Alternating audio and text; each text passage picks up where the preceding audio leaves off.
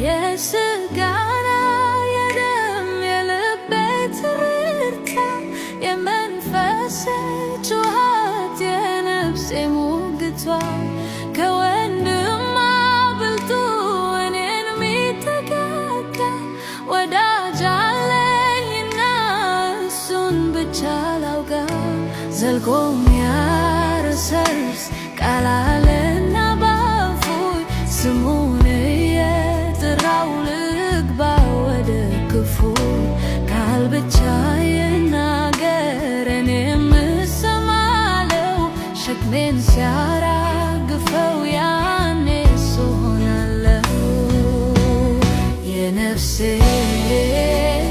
የውስጤ